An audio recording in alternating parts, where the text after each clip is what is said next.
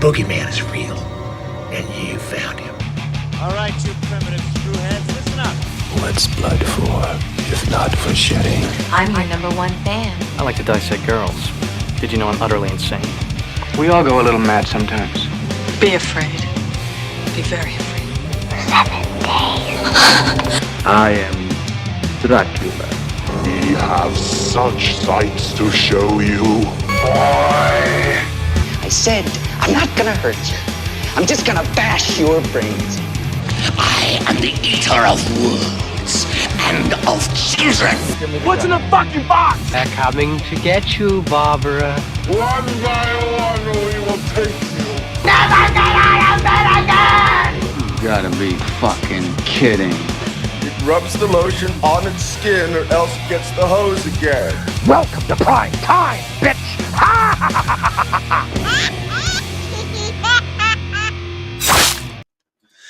Welcome, horror fans. It is Wednesday, 7 p.m. Central Time, and it's time for another episode of the Weekend Horror Podcast, the only podcast that's totally not concerned about what the aliens will think of us when they translate our interstellar broadcast. And if you, dear horror fanatic, are listening to us at the top of the week, remember we do this live right here on YouTube every preceding Wednesday, so we hope to see you in the live chat. Come hang out with us.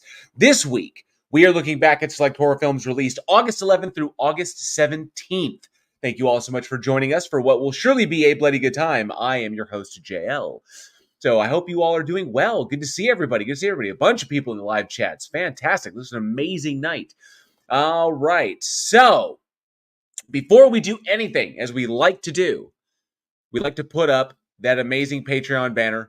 All of those people down there who helped to make this show possible. We could not do this without you. Not only this show, but all the stuff that we have going on in the background as well, all the production stuff.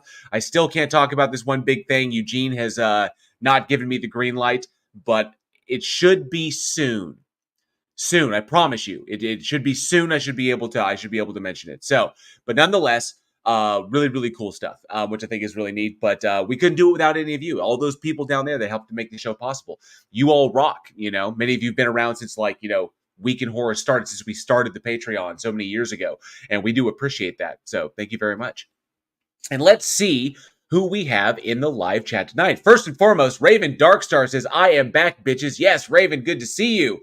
Thank you so much for hanging out with us. Hope all is well, you know, and it's good to see you back in the live chat. You've missed the air horn a few times, but we do appreciate you being here. Casey Cooper as well is here. Good to see you, Casey Cooper. Travis Brown says, evening, y'all. No horror films this week due to spending time with my girlfriend. Hey. You know, see, I think it's the only thing that could be an acceptable alternative. You know, is hanging out with the girlfriend or hanging out with your spouse. You know, or your SO. You know, than watching horror movies. I think the only thing better than that is hanging out with them while watching horror films. You know, that would be the best. But thanks so much for hanging out with us, Travis Brown. Good to see you, bud. He also says, though, watch The Sixth Sense on cable to see the clues that M. Night Shyamalan left to understand the twist. Absolutely. And once you know it, you go back and all of a sudden it starts becoming very, very obvious in that movie. So, but, you know, it got a lot of us. Back in 1999, that movie fooled a bunch of us. Robert Biders here. Good to see you, Robert Biders. Says, good morning, freaky team. Good to see you, Robert. Appreciate you hanging out tonight. Lieutenant Jedi as well says, hello. Good to see you. Evening to you. Appreciate you being here. Who else do we have? Angel Rivera is hanging out. Says, what up, horror fiends? Good to see you, Angel. Thanks so much for hanging out with us tonight. Yes, Case Cooper, I am solo tonight. I'm holding down the fort. But we have you see, I had a feeling I was going to be solo tonight, but I don't think I'm going to be solo next week. At least I don't think so, because we have a pretty good lineup for next week, but I'll mention those towards the end of the show. But we have a pretty good lineup for next week's episode, or next week's movies, which I think will be really cool. Oh, let's see. Oh, my allergies are getting me. Good to see you, Left-Handed Jedi's hanging out. It says, what is the best MacGuffin in the horror genre? Puzzle box, reel-to-reel recording in ancient language. So I think the Hellraiser puzzle box is a pretty good MacGuffin. I really do. I think that's a pretty solid one. Oh, yeah, Travis Brown brings up the stolen money in Psycho. That was really good, too. Absolutely. Omni Oros Boros is here. Good to see you, Omni. Thanks so much for hanging out with us tonight. Sorcerer Red Hair is here as well. Says, hello, everyone. I've been binge watching season 5 episodes today, and now I'm catching a live at 2 a.m. Dutch time. Fantastic. Appreciate you hanging out with us. Thank you so much, Sorsha. All right, let me see who else. Extra J is hanging out. Says hello, hello all. Got to be here for the beginning finally. Absolutely, Extra J. Appreciate you being here. I Killed Earl's hanging out in the chat. Says hi, JL. Good to see you, Earl. Thank you so much for being here. You all rock. Cindy Sue is here as well. Good to see you, Cindy. And I think I saw, wrote an last name, Gab Gabatuya says, what math does a ghost use? Boolean algebra. I'll see myself out. But I like that one. Boolean, yes. I like that very much. Thank you so much, Rodent. B. Blanco's here. Good to see you, B. Blanco. Says hello, everybody. Good to see you, B. Blanco. And I think I got everybody. All right. Bunch of amazing people in the chat. And obviously, I think more will pop in as we get started. But we have a couple of things to chat about on this week. I cannot believe that for the show, August is almost over. August is almost over. And that is just wild to me. The show, we started out and each week as we were kind of getting used to the schedule and getting everything done, it was always tough. Oh, Sarcasm is here as well. Good to see you, Sarcasm. Says, I'm not here, but you are here. Good to see you, Sarcasm. Appreciate it. I didn't see your name. Did I miss your name? Apparently I might have. I might have just missed your name. No, I'm not seeing your name. So, but I see you now. I see you. There you are. So thank you so much for being with us. Oh, Angel Versus, I finally saw In a Violent Nature. It left me thinking for a while after I finished. It's really good, and I loved the new approach to that one, the new artistic approach, and I can't wait for In a Violent Nature too. So it's gonna be exciting. But the kicker, is we get used to the schedule of what we do here on the show. Putting the movies together and then watching them all and breaking them all down, and eventually, you get kind of acclimated to it, and then all of a sudden the weeks start racing by. Because when you get everything situated, the show kind of runs itself, and so each week is going, you wind up tearing through months before you even know it. So I guess it's just kind of the thing. Man, my allergies are getting me. Joshua Lee, good to see you. Joshua Lee says, it is Wednesday, my dudes. It is Wednesday. Appreciate you being here, Joshua. Thank you so much. So, but that's the thing, so we are almost through August. Almost through August. We are almost out of the summer months and, quickly speeding towards fall, which I know is many of yours favorite time of year. And my favorite time of year, of course, is winter. I love it when it's cold and it's, desolate outside, just snow everywhere and just quiet. I love that's my favorite time of year is the cold. But the fall is great. Fall is fantastic. Right, so I can't wait for that to be out of the summer. But this year is just speeding by. 2024 is on a train, just heading out. It's almost gone. It's just wild. Maybe that it's that I'm getting older. Maybe that's what it is. I'm just getting older, and it's just flying by faster than you'd expect. Wild. So, but yeah. Here we are almost at the end of August. So, but also being the month of August, there's a couple of things to chat about. August has always been kind of ever since, he passed away. August has always been kind of a tough month because we're always reminded of one of our favorite, probably one of the greatest horror directors that ever lived, Wes Craven.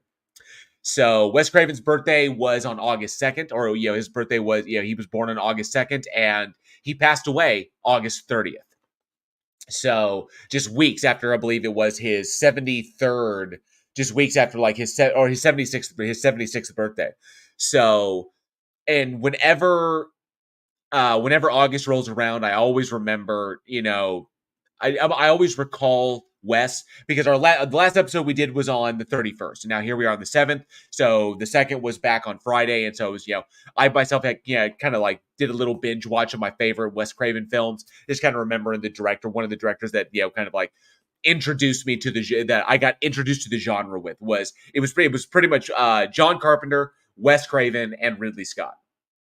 Those three directors were my entrance into the genre of horror films and pretty much filmmaking in and of itself. It was, the practical effects and scaring the living shit out of people that made me want to be a filmmaker that told, compelling and complex stories that really terrified people. So, I always remember Wes Craven around this time. And I was kind of curious because we all have our favorites. And I wanted to know, in celebration of Wes Craven's filmography, the amazing films that he gave us, where he altered the very fabric, altered the very landscape of the genre multiple times with movies like A Nightmare on Elm Street, and of course, Last House on the Left, which was his first big one. So the guy was unstoppable, almost. Ridley from Metro, yeah. It was interesting. It was interesting. It's interesting when you know a bit about the guy, how kind of like professorial he was, because he was a college professor before he went into filmmaking, and starting up in New York, and how he went from he had this kind of mild mannered guy who's very collegiate in his approach to things, and he delivers things like The Last House on the Left and The Hills Have Eyes, and then of course Nightmare on Elm Street and Scream, just changing the landscape with his creativity, and of course delivering a whole host of other films, which I absolutely don't. I don't think there's one in his filmography that I don't love, because obviously Nightmare on Elm Street gets special honor, but then you've got movies like Serpent in the Rainbow, you've got Shocker, you've got People Under the Stairs, Deadly Friend was a good one, and of course Hills Have Eyes as well. So many amazing films out there. So I thought, in kind of celebration of Wes Craven's legacy, if you guys want to put down in the comments below when you get the opportunity, your favorite Wes Craven film, like the number one that pops out at you. And I know there'll probably be a lot of people that will say A Nightmare on Elm Street, but obviously so many good ones to choose from. There may be a lot of Nightmare on Elm Streets, maybe a lot of Screams, but so many ones that he did were fantastic. And one of my personal favorites, of course, was Serpent in the Rainbow. Serpent in the Rainbow was that combination of like the Nightmare on Elm Street kind of dream quality, almost surrealistic horror, grounded in this kind of like real story that took place, and the notions of this kind of like blending, or like blurring the line between fiction and nonfiction, always got me in a way, always really really shook me. So, and not to mention Bill Pullman's performance in that was absolutely amazing. Just brought the character of the Doctor to life. So Serpent in the Rainbow is up there, like probably my number one favorite Wes Craven film, just overall. And then you've also got Nightmare on Elm Street, which is probably my second favorite. Shocker is a big favorite of mine because I'm a huge Mitch Pileggi fan, and I love thinking that the guy I'm watching on screen, Horace Pinker as the big killer, is also deputy director or assistant deputy director Walter Skinner from the X-Files, which just is so cool. So, but yeah. Oh, I Killed Her brings up, The Hills Have Eyes. Travis Brown says New Nightmare. Angel Rivera says Swamp Thing. Swamp Thing is so interesting because originally, when Wes Craven didn't want to be pinned to just horror films, but Last House on the Left and The Hills Have Eyes for horror films at the time, because Last House on the Left was 1972 and Hills Have Eyes was 1977 and Deadly Blessing 1981. So he was already making a name for himself in the horror genre, and his films had been relatively successful for films in the horror genre at the time. So he was getting some real traction as a horror director. And good to see you, Sally Skellington. Appreciate you being here. And so Swamp Thing was intended to be his like entry into doing bigger mainstream films, to kind of like branch out away from that and do something different, because he kind of had his he himself saw himself as kind of like an artistic director that could go into any genre whatsoever. But unfortunately, the failure of Swamp Thing, because Swamp Thing, the rumors were that if Swamp Thing were successful, if his adaptation of Swamp Thing was successful, that could move on, that could carry him on to do like a Batman adaptation, where DC would let him run with something really, really big, one of their big properties. But unfortunately, the failure of Swamp Thing led to him to have to kind of go back to the drawing board and then play around with this dream demon idea that he had, which turned into Nightmare on Elm Street, which came out 2 years later. So because Swamp Thing didn't work, Wes Craven was pretty much solidified as a horror director, and then we got a Nightmare on Elm Street, which, bam, that was the beginning of it. Or that was really the, how he exploded onto the scene, and then, the future was locked. Then we got, the sequel, Hills Have Eyes Part 2, as he was going on to Deadly Friend, which is just amazingly fun, practical effects driven, like Fever Dream. Serpent in the Rainbow, arguably one of his best. Shocker, which is just so much fun. I fucking love Shocker. And of course, People Under the Stairs, which I think is which is just an underrated. It's definitely a cult classic, but I think it doesn't get it does not get the, I guess the people don't laud it like they should. That's my, is my personal opinion. It does not get the credit that it deserves. And so, but then but I know that there were some hiccups there. Vampire in Brooklyn, Curse, not great. My Soul to Take, not great. But, towards the end of his life, he jumped on, he had Scream. And so it was running the Scream wagon and occasionally doing some other stuff. So, but nonetheless, an amazing film director. So let us know down in the comments below what your favorite Wes Craven film is. Whatever it might be. I'd love to hear all these thoughts, get, reminded of these movies. I would go back and watch a few of them as well. So, put them down in there and let's reminisce about one of the greatest, horror filmmakers to have ever lived, to be perfectly honest. A guy who took inspiration from some of the most avant-garde directors, in history, directors like fucking Ingmar Bergman and oh, pardon me. God damn, my allergies. Fucking hell. And Alfred Hitchcock and Fellini and fucking Buñuel and Cocteau and shit like that. And, if you're familiar with these directors that came before him, you can spot the little references, in each of those films. The little nods to his inspirations in there. So, a guy who was a true student of not only filmmaking, of not only just the technical side of filmmaking, but the art of storytelling. Amazing stuff. So good to see you on, Dean. Appreciate you hanging out with us tonight. Thank you so much. Good to see you. Let me see. All the way from France, yeah. Oh, so okay. I Killed Earl, Swamp Thing the show with Derek Mears. Derek Mears as Swamp Thing was just inspired casting.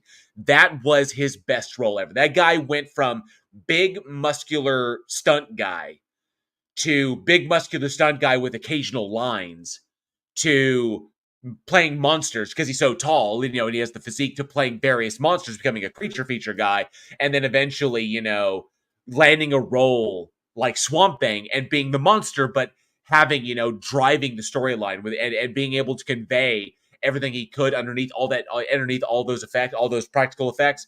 Fucking Derek Mears is amazing. I cannot believe that show got canceled after one season. Pissed me off to no end because that was Swamp Thing done right. Like a directors and writers who truly understood the character. That it's not the kind of well-lit, happy, or well-lit kind of positive energy version that Wes Craven gave us, which was an odd take. There were dark themes in Craven's take, but it was definitely way lighter and way more upbeat than what Swamp Thing is supposed to be, as the avatar of the green. And so what we get, that series we got, that one season series we got, fucking amazing. Not to mention the effects. Holy shit, the practical effects were freaking amazing. Amazeballs. That was Swamp Thing. And fortunately, we did get a pretty good Man Thing in the Werewolf, a Werewolf by Night, the little Marvel short Werewolf by Night. We did get some decent Man Thing there, but yeah, you want legit Swamp Thing, you go to that one season that we got. Amazing stuff. All right. Let me see. Oh, yeah. Okay, so Omniverse Person says, how about Dracula 2000? There were a number of films that he produced. So if you want to talk about like one of the ones that he produced but he didn't direct, so you definitely put those out there. Absolutely, if those are your faves. I typically go to the ones where he was in the director's chair, where he was the one calling the shots. It was his story to tell. So kind of dig those. Yeah, but Dracula 2000, not a bad film. In hindsight, not a terrible film. There were some good moments that I thought Jerry Butler was a pretty effective Dracula. I liked the twist on the story end where Dracula was actually Judas and, he was cursed after, unaliving himself after the betrayal of Christ. So I kind of dug that little twist because I you didn't see it coming. I was like, oh, that's interesting. Very cool. That Dracula was Judas Iscariot. So I thought that was kind of neat. But nonetheless, Raven Dark says, I like Swamp Thing, the series, but something to be said about Adrienne Barbeau in a wet tank top. Absolutely. My issue was, and I love Adrienne Barbeau. I love her. Okay. The thing that got me was that the only thing I would change, okay, because it seemed very, very odd, was that if Adrienne had the feathered, the kind of Farrah Fawcett feathered look that she had in The Fog in Swamp Thing, it would have softened her a little bit. And so I think it would have made her a more compelling. And I know she's meant to be this strong, independent scientist woman who comes at things logically and deals with problems, but it would have softened her visually for the audience, and they would have been able to pair those two things together, because her next to Swamp Thing, as powerful as Swamp Thing is, it seemed like the two were almost vying for position. Like they were jockeying for position around one another, because Swamp Thing can do it or she can do it, and who's going to do what. We need that kind of reliance, which is why, if you understand it, when you go to Swamp Thing 2, you see Heather Locklear in that deal with that very haircut, that softening feathered look that gives her the damsel in distress appeal. But when she's away from Swamp Thing, she's also a strong, independent female. So I think that was the only thing I'd change, would be, as far as for aesthetic purposes, and for the storyline, I would have changed Adrienne's hair, because the look that she had in The Fog was excellent. You know, she's the one character's all by herself, the radio DJ. She's up there in the lighthouse doing her thing. She's got to deal with the problem alone. People come to her for help. That was great, and she had that sexy ass, Farrah Fawcett style, post, late 70s, early 80s hairstyle that she rocked it. She was fantastic. Now, I've always loved her that much, but I think that hairstyle would have worked better as a visual appeal to the audience, and may have helped that movie, with the critics. Maybe. That's just my thoughts, Oh, I love it, dude. I grew up with it. I grew up with that hair, seeing that hairstyle. Yeah, that was the thing. Charlie's Angels and shit, Gotta love it. But I think it would. I've always loved her hair in The Fog more than I loved it in Swamp Thing. But then again, that tight curly hair that she has works beautifully in Creepshow. You see the difference there, because it works fantastically in Creepshow when she was playing Billy, but it really didn't work in Swamp Thing. But she had the hairstyle that worked fantastically in The Fog. So, the hairstyle matters. The way what you're trying to convey. Yes, Rodin last name says, I grew up with those boobs. I mean, hair. Yes. Yep. Very well endowed. They're very talented actress. I fucking love Adrienne Barbeau. If you want to see a real turn, check out her character in the show Carnival, in the HBO series Carnival, with Nick Stahl and a bunch of Clancy Brown. Check it out. She was great in that. She was fantastic in that. So really, really good stuff. But yeah, that's just my thought. Leave it down in the comments below. Your absolute favorite of your favorite huge tracts of land. Yes, your favorite Wes Craven film. Favorite Wes Craven film. So leave it down in the comments below. We'll get some recommendations, maybe some movies we haven't seen in a while. And the other thing I want to bring up, two little things that came across the news cycle recently. Sir Kev says, tonight's tangent brought to you by 80s Hair via Raven Darkstar. Absolutely. All right. And of course, two big things. One big thing, one cool thing for all of you hardcore Hammer fans out there. There is a new documentary in the works, which will be releasing this November to celebrate not only the release of Eddie Izzard, in the new, marking Hammer's triumphant return with the Dr. Jekyll and Mr. Hyde, or Jekyll and Hyde, but starring Eddie Izzard. So that's coming to theaters to kind of like, that's Hammer's big triumphant return. And then, of course, there's a new documentary coming out to celebrate the 90-year anniversary of Hammer Horror. So look for that. Coming, I believe, November 2024, and it's called Hammer, Heroes, Legends, and Monsters, a feature-length documentary, supposedly November of this year. Hopefully we will get it, and put out by Deep Fusion co-founder Benjamin Field, who is helming the documentary, and should be an absolute love letter to the history of Hammer Horror. So look for that one. Probably gonna be straight to VOD, but definitely one worthy of the collection. So definitely check that out. And for all you gamer fans out there, if you're a big horror gamer, you can celebrate the fact that one of our favorite icon-riddled video games, Dead by Daylight, Five Nights at Freddy's, will be joining Dead by Daylight. So look forward to all of the nasty possessed animatronics coming to Dead by Daylight here pretty soon. I don't think there's a specific date out for when that happens, but they are bringing them over. So should be interesting. Five Nights at Freddy's coming to Dead by Daylight soon. I believe by the end of the year. But yep, you can look for those. Yep. And that's true. Raven Darkstar Shannon Doherty did pass away recently after a long fight with cancer. It was a damn shame. She was in a lot of we grew up with her. I know a lot of you out there. Charmed. Grew up with Charmed. I grew up with Buffy and Charmed. And Shannon Doherty, Mr. Plus. Not to mention, I'm a huge Kevin Smith fan. She popped up in Kevin Smith films. But yeah, I gotta love Shannon. She was too young. Too young, absolutely too young. And if you want to see the tributes from her co-star Holly Marie Combs and Kevin Smith that came out were absolutely just heartbreaking, because she was so important and so wonderful and such a talented actress and just a lot of and she always had fun with it. So, but all this shit in the past, going all the way back 90210, all of the fucking drama and the rumors and all that Hollywood bullshit, fuck that. Put that shit aside.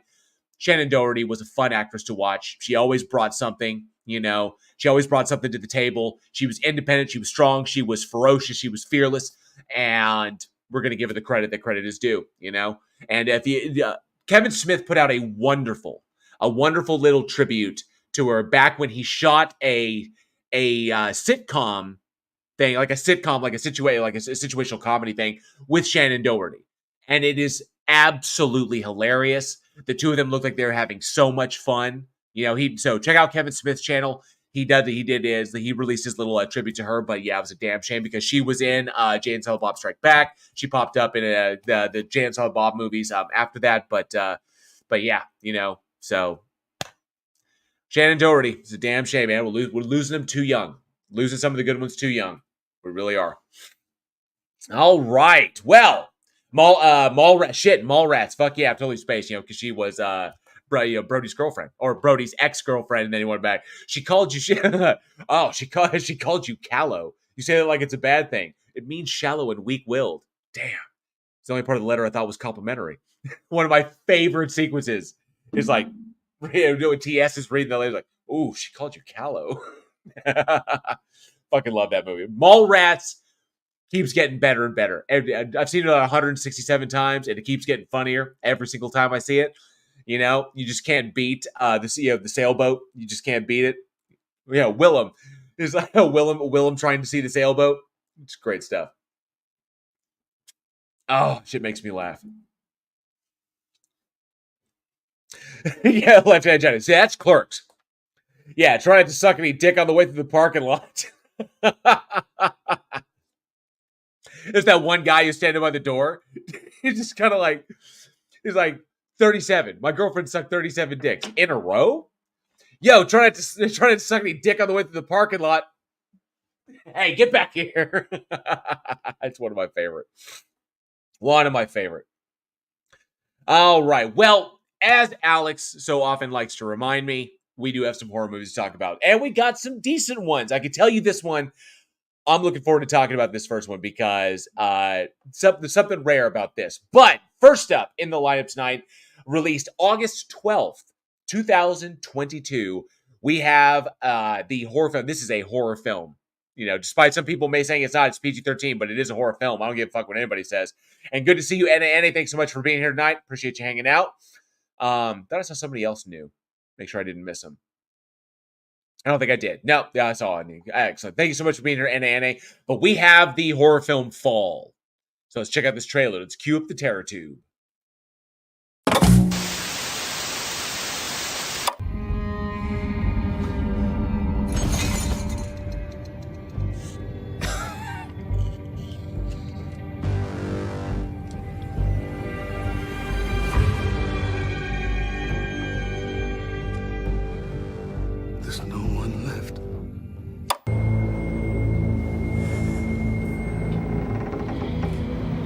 don't see anything. Okay. G-scoper does for nothing. You haven't done me. I don't need to do you. What? I would rather die with her than live like you.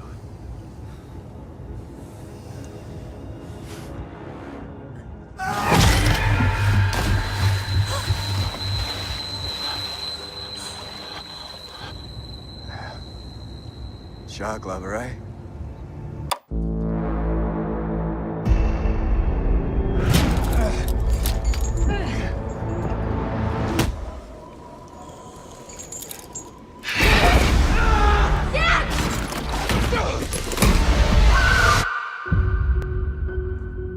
A horrible thing happened to you.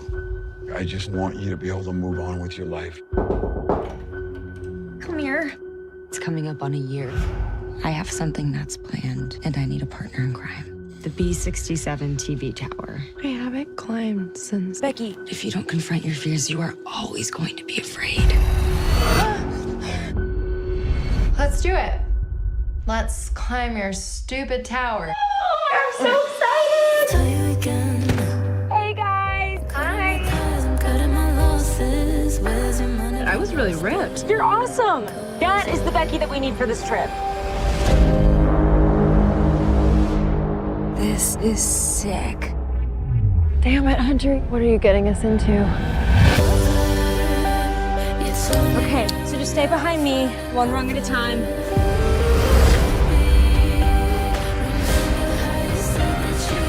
No. See?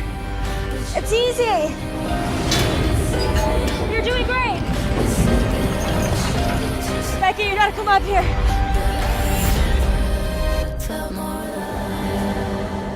Hey, trust me. What was that? Oh my god! Oh my god! That's...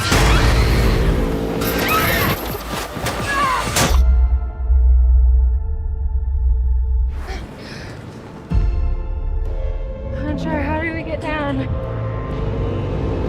I don't have a signal. Our water is down there in that bag. We have 50 feet of rope. I think I can drop myself lower. Okay, I'm gonna jump onto the bag. Hunter, no! Hunter! Every hour that passes, the weaker we get. If anyone called 911, they'd be here by now.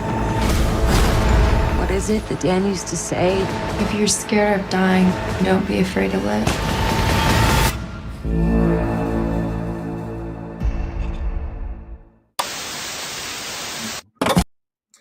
Yes, that was the acrophobic trailer for Fall. Oh, that one is a tough one. So, written and directed by Scott Mann and starring Grace Carolyn Curry, Virginia Gardner, Mason Gooding, and, of course, Jeffrey Dean Morgan, our favorite Negan, Jeffrey Dean Morgan. The film follows a pair of hikers, two friends who were lifelong climbers, who then attempt to, after the a year after the death of one of their group, the husband of the lead, the Becky's husband, they attempt to kind of like get her out of her funk by climbing this abandoned radio tower in the middle of nowhere that's over 2,000 feet tall, and kind of like overcome her fear. And then, of course, because the thing is rotting and decrepit and falling apart, the ladder that allows them to climb down breaks off and falls away, and they wind up stuck at the very, very top, wondering how the hell to get down. And what proceeds is just, if you are afraid of heights, this shit here really does get real. So, yes, I see a lot of people pointing up, the irony of no signal, which is a legit issue. So, especially at that point, because at that point, especially on a radio tower, there will be interference. You like the likelihood of not being able to get a signal, given how satellites work. So, but this one is tough. The question ultimately comes down to, are you scared of heights with this one? Because the team behind this did a magnificent job of creating the environment. This one obviously plays on a number of depth aspects. And the kicker on this one is that it would be very compelling. I know that for the safety of the actors and for ease of shooting, it would be compelling to shoot the vast majority of the stuff in a studio on a green screen, to basically a green screen studio, and then utilize stuff that you need and have them basically reacting to that. But that is not what they did. So huge credit goes out to Grace Curry and Virginia Gardner, because the production team went out into the Mojave Desert and literally built the top of the tower, like the top section, which was about, I think what they said was about the actual production of the thing was about 80 feet. So they built like 80 feet of the tower itself. And then they utilized that as like for the practical effects. So, or like an AR wall. It was 100 feet. It was like 100. Yeah. They built like the top 100 feet of the actual tower. So they physically built that, and the actresses opted to not use stunt doubles. They offered stunt doubles for handling for the more difficult stuff, but the actress was like, nope, they're doing it themselves. So massive credit to these actresses for doing that and putting themselves out there to do some of these difficult stunts. The whole sequence where Hunter is jumping from the satellite dish to the backpack, all done. That was her, all her. So I got to give them that. It is really, really intense stuff. So, but the fact that they were willing to go that far to do that instead of utilizing the green screen stuff, except for the big massive parts, not to mention a lot of big wide shots that were of legitimate footage of the widespread area of the Mojave Desert. So the intensity of that is well deserved. Okay. Now some of the more, and of course some of the extreme vertigo shots as well, which are basically just the real practical effects with the CG, with the green screen stuff added into it, with the CG effects, the post production, adding it into it later to increase that effect, but still really, really intense. So if you are acrophobic, this one will be a tough one to watch. Now I will say on the small screen, this is one of those movies where the small screen is going to make a huge amount of difference. I heard about this movie coming out. I saw the trailer, and already I know a lot of you do. Hey, Claire View, good to see you. Thanks so much for being here. Appreciate you hanging out. So I know a lot of you. 1992, Sylvester Stallone, cliffhanger. Okay, the opening 5 minutes of cliffhanger. I mean, come on. You got Sylvester Stallone running out on a line to rescue his friend, to rescue Yondu and his girlfriend, who have gotten stuck on this, this line that's connected between these two spires. And they wind up losing her. Her gear comes apart, and she's literally left hanging on by her freaking by one of the buckles, right, on a carabiner. And so Sly Stallone's going out there to catch her, and it was like, and the scene is so wildly intense, and the feeling of just abject helplessness in that scenario, and the fear that can overtake people and make them do insane shit. That one has sat with me for forever. That has always got me just like, the fear of that falling. I myself have experienced that to a degree, not to that extreme, but in Boy Scouts, I once had a mishap in rappelling during one of our rappelling campouts where I myself fell. It was about an 80-foot cliff face that we were rappelling down. So we were coming off a bit like that, and I myself fell. And because I was inexperienced, I accidentally loosed my brake. So I was on it, and the instinct when you're rappelling, when you're going down, and then if you accidentally, the instinct, if you feel like you're falling, is to grab the rope in front of you, which is the last thing you want to do.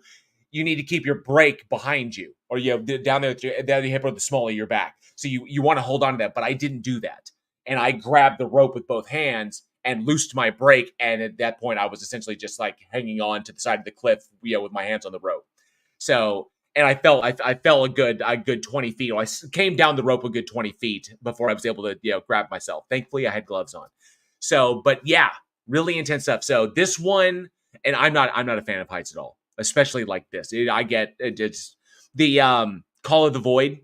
There's a French term for that, where people feel that inexplicable, urge to like fall forward. You know, they believe there's a French term for it, but yeah. So I hate heights. So this one was tough. And like I said, the small screen would be different. If seeing this in IMAX, you know, in 4K would have been. I couldn't bring myself to see it in theaters. I couldn't. I saw the trailer. It was like, no. Memories of Cliffhanger coming back. I don't think I could do it, and I didn't go to watch it in theaters. One of the few that, even though I knew it would be like, so watching this one was tough. I waited till the small screen, watched it that way, and even then, and this is what was so rare about this one, it takes a lot. 3D would have been worse. Oh yes, Left Hand Jet. They actually knocked out the 3D. Fucking hell. But the kicker, the one thing that gets me, was I very rarely, horror movies do not have that much of an effect on me. I'm pretty desensitized at this point, but occasionally, very rarely, a movie can have a physiological effect on me. The first movie that ever had a physiological effect on me was Dead Alive. Everybody knows that story. You know, the sequence, the dining room sequence just made me sick to my stomach. You know, that made me, like gross out. But this one, I realized I was watching it, and it was during the sequence when the ladder comes down like that. I realized that my palms were soaking wet, like I was sweating, like my palms were just like wet. I was like, oh, I don't get sweaty palms, but this one did, and so. For a movie to have to generate a physiological response in me just goes to show I should have watched it in theaters. I should have pushed myself to do it and gone and done it, because I don't think I'll ever be able to replicate that experience ever again, because the brilliant choice to combine to utilize practical effects as much as they safely could in order to generate that effect, to more accurately generate that effect and compel that real fear in people, in the audience, was such a brilliant decision. Joshua Lee says, why not use a parachute to get down? Because these girls were not base jumpers. They were just climbers. The objective was to climb up the tower, take that whole sequence when she's like hanging off no. Because we got to do something to shake things up. You know, she's hanging off by one arm, hanging off taking selfies and shit and doing this stuff. Oh, no. But they weren't base jumping. They weren't. They were supposed to climb up, take enjoy the view, take some selfies, do the thing, and then climb back down. And of course, it was to climb back down because they'd loosened the ladder, bolts had come out of it, and that's when they got stuck. So, but yeah, this one was tough. Now, okay, so Josh Lee says, also I heard that there was a twist at the end. Is that true? Now, yes, but this one, remember, Fall came out in 2022. So we are still under moratorium as far as spoilers go. If you have not watched Fall, I'm not going to spoil it for you. Okay? I won't. I will say that this movie was put out by by the same studio that did another movie. Okay? That did another film. And I'll give too much away if I tell you what that film is. But Fall was put out by the same studio that put out another movie that utilized, this is the only thing that got me, that kind of annoyed me a little bit. And if when you watch the film, you'll get where I'm coming from on this one. The only problem I had storytelling wise, that as far as the narrative goes, because I thought everything was solid, and especially that little there's this badass little Conan moment where she go where Becky goes full Conan, which is pretty awesome. But there's another film that was made by the same company that utilized the exact same twist, like verbatim, that occurs in Fall. And that kind of took me out. I was kind of like, no. I was like, that was just kind of like, why do that? So I thought that was kind of lazy, but overall does not detract in any way from the experience of the film itself, especially if you have a fear of heights, because they accomplished that beautifully. All right. So if you're watching this thing in like 4K or UHD, especially on a big screen, you're gonna have a really good time. I think you will. You will. It's gonna get you. It's gonna get you in the guts. Extra J says, I have a fear of heights in certain situations. I haven't seen Fall, but I'm sure it will be pretty tense for me. I have no doubt that it will. I Killed It says, watching The Ring in theaters. I can't tolerate unnatural body movements. When she was crawling out of the well, nope. Yes, Samara's pretty fucking creepy. You know, that and The Grudge. You know, when she's coming down the stairs, you know, or like, you know, along the walls and stuff, and then the like cracking sound of joints and bones and her neck, you know, like the gurgle, like you know, I can't do it right now, but because her neck was broken, shit like that, as she's moving along, yeah, creepy shit. So Sarkazm says that fine line between brave and stupid was not only crossed many times, but completely ignored for the entire course of the movie. You, no doubt, there'll be a lot of stupid shit. You'll point out, like, that is really dumb. Why would you do that? But then again, you know, the reason I can forgive that sarcasm is because we live in the day and age when we see YouTubers do extraordinarily stupid shit for the views. And that is what Hunter is doing. That's what's driving Hunter. Becky is being driven by completely different things. But that's why Hunter does what she does. That's why she's doing what she's doing. So, you know, I get it. I can forgive that because it's not beyond the realm of possibility. People do dumb shit all the time. So, Angel Rivera is eating Tide Pods. Okay, for clicks and views. And that's what Hunter's doing. That's the big point of it.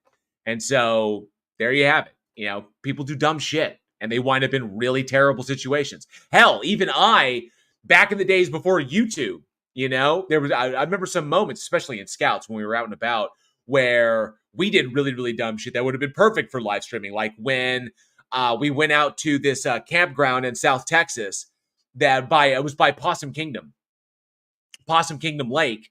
And at the time that we went out there, the month that we went out there for the camping trip, there had just been a massive rain, and Possum Kingdom overflowed, and the flood, the runoff areas, like the runoff trenches, or I can't remember what they're called, like the area where the lake overflows, it flows into these particular areas. There's this bridge that walked across this big deep ravine area, and there was a freaking alligator in there. And so we went down in there to go see it. You know, I think I was 16 at the time. And so it was like, yeah, so that means we had to, this old rickety bridge that's like a little walk across thing that we climbed down the inner pole, down into the runoff area where the alligator was. And then went to go see the alligator. And then the alligator went high and then came at us. And then we all ran the hell out of there. But yeah, crazy shit like that. You know, crazy stuff. I did it too. So, but yeah, otherwise, this one's going to be, the Fall was a really, really, really solid example of how about practical effects add to the fear and can really generate that in an audience. If they had gone full reliance on CGI in this, not great. I don't think it would have been as successful. And that also brings me to the point, Fall 2 has been greenlit. There will be a sequel to this movie. Which is why I have the question for the audience tonight. The question is, given the experience of Fall, at this movie, now we've been there, done that. Side of the mountain, you know, people falling and dying, bridge, you know, the tower, 2,000 feet tall. Fucking hell, intensity in 10 cities. My question is, can the sequel capture the terror? Now that we've experienced this, if they meet the same level as the first film, I don't think it's going to do much. They've got to go bigger. They've got to go more, which increases the likelihood that in order to justify this bigger and better, that characters are going to have to get dumber and dumber. So likely that's the killer thing on there. But is it even possible, given how this film was shot and given how this film was done and what they accomplished here, could a sequel to this film possibly capture the terror of the first film, especially those people who are afraid of heights and have already sat through this one? So let me know down in the comments below or weekinhorror@gmail.com or in the live chat what you think. So your thoughts on that. And of course, NA says, nope, just a cash grab. And I Killed It says, where are they going with the sequel? Higher? Absolutely. Got to go higher. You got to go higher. You really do.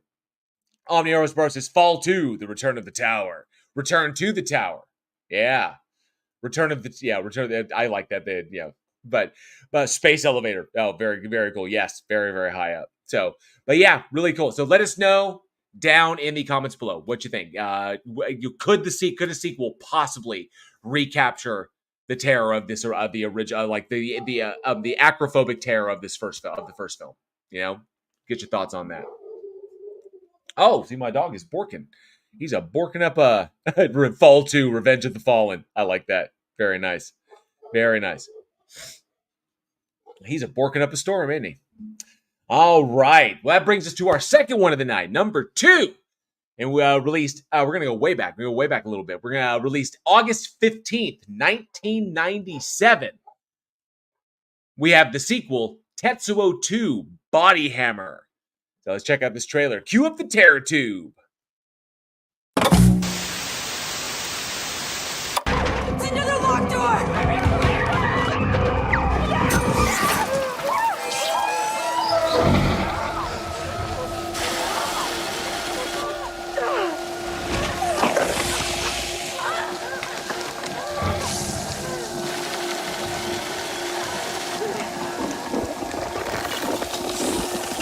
In 5 minutes, you are going to have your very first sexual encounter, lose your virginity, and give birth all at the same time, courtesy of the great Baphomet. Fear is appropriate.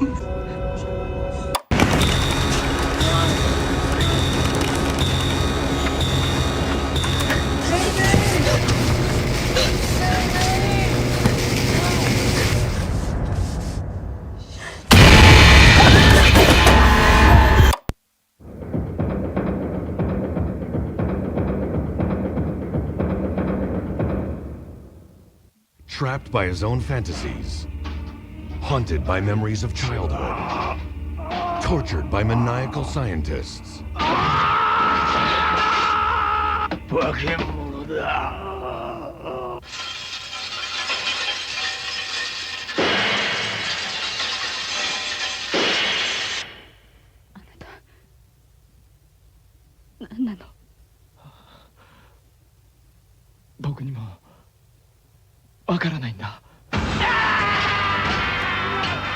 A Tokyo businessman's cyborg transformation detonates this wildly adventurous techno-thriller.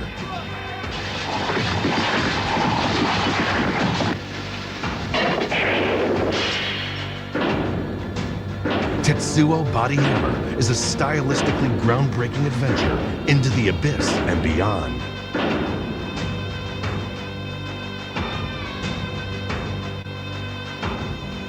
Tetsuo Body Hammer.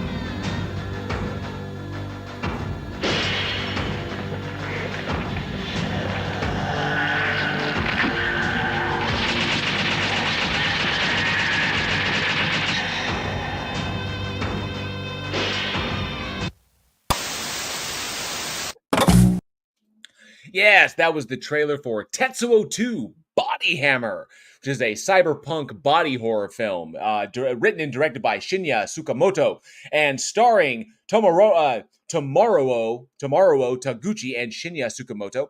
So this movie, sequel to Tetsuo, the Iron Man, this movie picks up immediately, or almost immediately after the events of the first film, where Yatsu, also known as the guy we knew as the metal fetishist who we followed in the first film, the salary man turned into the metal conjuring killer at the end of that movie, has essentially created a cult of individuals around him to make more Iron Men in that respect, and is trying to utilize science in order to make more people like him. The problem is they can't overcome what is called the problem of rust, where they make these individuals into these Iron Men, they give them these superpowers, but then the metal in them begins to rust away and eventually kills them. So trying to overcome this problem, he's experimenting on random people in the world, like grabbing them and trying to induce the same powers in them.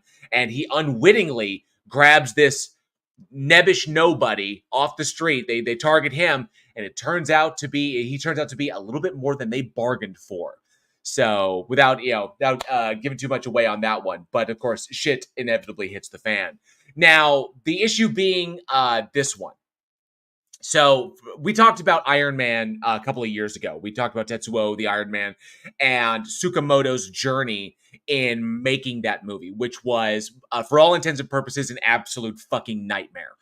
from a technical standpoint. Shinya had the hardest time ever making the Iron Man because of budgetary constraints, because he himself was a salaryman, and trying to schedule people around their jobs and the way Japan kind of like looks at the middle class in that respect, trying to schedule people around to make his movie. And it took him, I think, close to 8 years to make Iron Man. And so he releases that film to critical acclaim, an absolute surrealistic cyberpunk body horror nightmare that explored identity issues post World War II, like the Japanese identity issues post World War II, as tradition meets the Western influence and creates this kind of like horrifying amalgamation of like the idea that humans need to be this robotic production machine as opposed to what they're compelled to be, which is human in nature. And so how these two things collide and wind up in the destruction of the identity, the destruction of self, and ultimately the destruction of one's world, which was, and it's a brilliant expose, like a brilliant surrealistic fever dream as to how to approach that. And Shinya knocked it out of the park with Iron Man. Iron Man is one of the best subversive Japanese horror films I think ever made. One that broached a real sensitive topic, which was the identity of the Japanese everyman in the wake of World War II, the influence of Western culture during the rebuilding of the country after that event. And so very intense. Now, this particular film, the problem here is that, in my opinion, this is going to be my opinion, the way I saw it is that he accomplished so much, that Shinya accomplished so much with Iron Man that there was not much left to try and accomplish with Body Hammer. Now, the same, terrific cinematography, the great practical effects, stop motion, the puppetry and everything, and all of the great, the body transformations, all of that is here, and it looks even better because now he's got more money. It's a bit of a higher budget, but even then he still had trouble making it because it was a matter of scheduling, of getting people out there to do it. And according to his own, to his own report, his story about it, there were times when it was just him and one other person on set trying to make this fucking thing. But he eventually got it done. But there's not a lot of room for Shinya to move around here, to explore further than what he already did, because the essential theme of it is still identity. Only in this one, instead of destruction of the self, like he explored in Iron Man, he explores the destruction of the exterior, the destruction of the world. So there's definitely an anti-war message here, or an anti-nuclear war specifically, where these identity issues of what the government demands that you be, as opposed to what you are what you instinctually desire to be. And so the kind of contemporary idea of what a person's meant to be being forced upon you by those people, by those powers that are greater than you, as in conflict with what you want to be, what you are inclined to be yourself, what you want to dictate for yourself, like the family man who's a dedicated, loving father, doesn't want to be, wants to be a positive influence, how these things crash together. And ultimately, because it's the government, because it's the world telling you what you must be, will ultimately lead to the destruction of the world. Okay? That truth, and the truth in this is where that destruction lies. And so we have this one, I would say, is far more nihilistic in sense, because it's going towards ultimately we are our own worst enemies, that the things that our inability to deal with the truth of a scenario will eventually be our downfall. And yet somehow we are also able to, when we accept that truth, we typically we typically wind up self-destructing anyway. Because then the encompassing of that truth leads to less meaning, or I guess less imposed meaning. So it really is brilliant. Shinya really grasps the idea that humans are in that very strange scenario where we cannot stand mystery and that which is the unknown. Yet once we uncover it, we suddenly realize how much we needed it.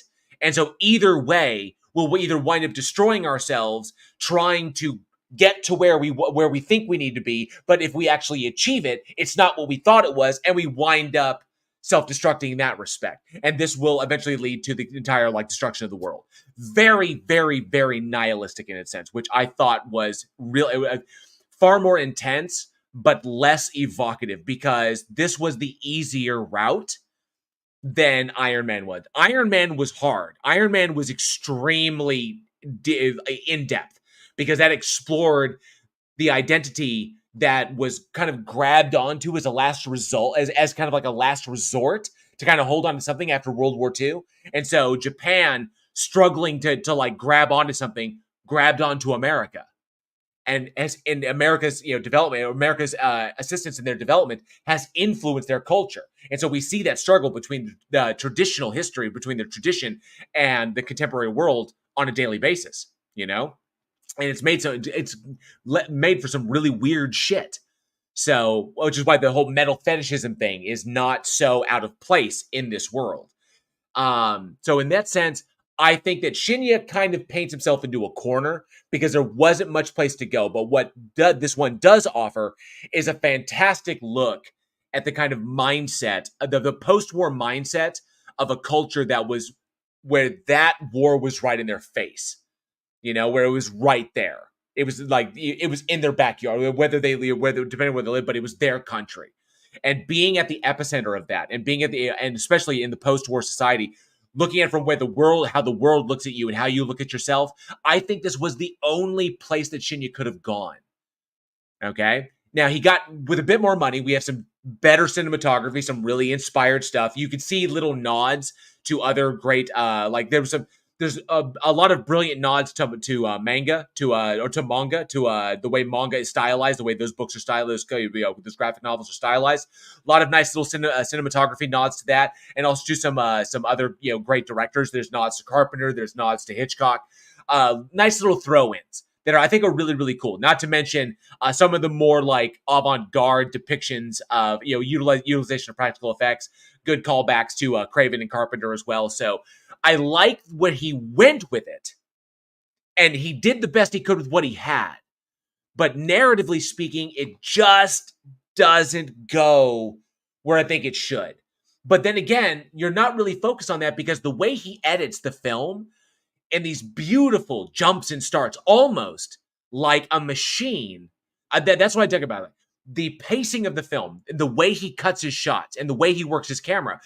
He utilizes the camera in a physical way to do what a lot of directors today would save money on by just doing in post. But he physically Shinya manhandles that camera. And he has a lot, and you could tell, there's a lot of intensity behind the thing. This is him poured out on screen. And you feel that is evocative because you feel like the actual director's hands on that camera as he's moving that rig around to get what he wants. And so he accomplishes this in a practical way, which is really both almost disconcerting, but also kind of compelling in a sense. So really interesting stuff. The kicker on this is that I just wish he could have gone farther in that. But nonetheless, it's an entertaining ride that I think will deliver a little bit more insight into Shinya's mentality. And there's a reason for that is because, and the reason is beyond this, Tetsuo III, there's a third one called, there was a third film called Bullet Man, Tetsuo III, The Bullet Man, where it's essentially Tetsuo 2.5, where they kind of retell the story of Tetsuo 2 with some bits and pieces from Tetsuo 1. So it's almost like The Bullet Man was his attempt to kind of remake his original vision and with more money and more resources behind him. And so it's much more polished because Bullet Man came out in 2010. So the effects are more polished, really, really intense, but it's essentially the same story. Like we've seen that before, This one I dug on a number of levels. I dug his cinematography. I dug the homages to a lot of great directors. I dug what he did editing-wise, pacing-wise. Like I said before, it feels like a machine that's struggling to push on, like it's beginning to fail. Like an engine that's almost running out of gas, where you get those fits and bursts, and those fits and starts, where it's like boom, boom, and then you lurch forward, but then you kind of coast for a bit, and then you get that one time where the air gets pushed out of the line, and then all of a sudden you get some action again, but then it fails again. I loved the sense of that throughout the whole film, which I think is really, really cool. The combination of really, I think the combination of cyberpunk and legitimate identity drama, which I think is really cool. So I think Shinya, one of the best surrealistic directors to come out of Japan in probably the past 30 years or so. So I got to give him that. And I think, an interesting ride, for the introspection that it delivers. It really, really does. So the one thing that made me, after watching this, I was really, really curious about. And thank you so much. West Side Girl React's been a member of the Army of the Dead for 5 months. Thank you so much. Do appreciate that support, West Side Girl Reacts. You rock. So Graham says, this insight is why I love this channel. I occasionally miss the philosophy amid the visuals. I appreciate your depth of understanding from a filmmaker's perspective. Bravo. Thank you so much, Sarcasm. I appreciate that. These things, when they pop out at you, that's why they just grab you in that respect. Love it. But yeah, and if you think about that, I mean, the one thing I wanted to dive into this one is the whole notion that the hero of the film is actually turns out to be the villain, and that the villain of the film actually turns out to be the kind of like apathetic party who has inadvertently found his brother, because the two of them had the same power as a young age, but ultimately having that power resulted in their parents' death. And so in a gruesomely wild manner. And if you think about the notion of the relationship with the father with the gun, with the kind of like the almost like psychological, sadistic fetishism and the relationship he had with his wife. And so with the gun during sex and all that other stuff, ultimately resulting in what it resulted in. If you look at what those characters represent from an ideological standpoint, Japan and America, it really, it's very compelling in that respect. And the desire of the Japanese everyman to rebel against what's being put upon him, whereas his brother wants to bring him into the fold and be like, embrace what we are now instead of fighting against what we're like what we became, because his brother goes into the whole thing like the denial, like he loses memory, becomes an amnesiac, doesn't remember shit, and just wants to be. So it's a fight against conformity. Conformity, like do you conform by trying to express your individuality, where everybody expresses their individuality? That's still a form of conforming, or do you conform to what the state thinks of you in that respect, where you become the everyman, where you're the dutiful husband who brings home a salary, raises a kid, and then that's pretty much it. Which way are you going? And how each one is fighting for the same kind of right, fighting for the same conclusion or different conclusions, but the same kind of argument, which is interesting stuff. So, but yeah, Josh Lee says it was more like the power was thrust upon the kids. I think that the father had done to them what the father did to the cat, is what it was, and that them enveloping the guns when he was teaching them how to shoot, them drawing them into their bodies was an unexpected side effect that he didn't expect, but then realized he could use it to his own advantage. So he had made them into living weapons, and then was like, oh, and then I could use this, and then train them to do what they do, and then they wind up turning against him. So, yeah, I can see that power thrust upon them, or like it forced upon them. I can see that, definitely. So, but the kicker on this one, and what I want to ask, because Tetsuo 1, the first Tetsuo the Iron Man, and Tetsuo 2, Body Hammer, and Tetsuo 3, the Bullet Man. Of this trilogy, which one do you think is the best, or which one has been your favorite? Because I have to say, despite how much I enjoyed this one, especially for a lot of its visuals, because being more competent and more experienced behind the camera, we get to see some really, really cool stuff. I still enjoyed the Iron Man.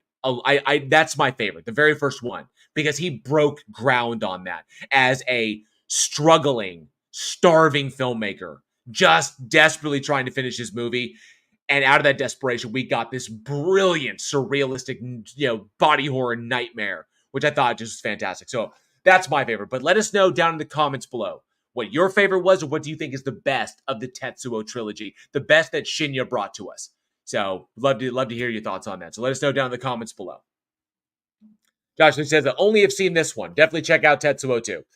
But, the Bullet Man as well, but like really, Bullet Man is really more of like a Tetsuo 2.5. It's kind of like a retelling, I think like a remaster of like his original vision, where he combines the elements together. But, still wasn't bad. Visually it's pretty compelling. All right. Let's move on to our third one for the night. Now, this one is fascinating, and we do not have a trailer for this one because it is an old film, because we're going to go all the way back in the Wayback Machine to 1944. Yes. Speaking of World War II, but yes, 1941, August 17th, 1944, we have the movie The Soul of a Monster.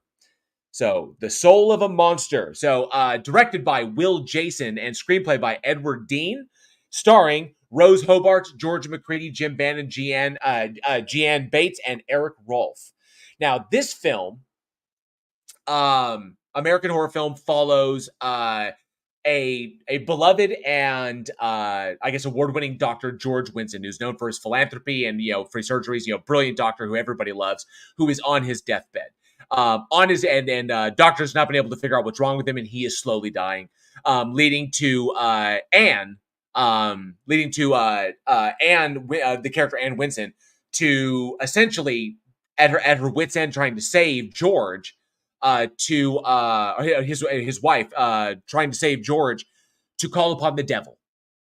Basically, she's prayed to God, she's prayed to everybody, she's seen every single medical professional out there, and she can't save him, so this leads her to pray to the devil.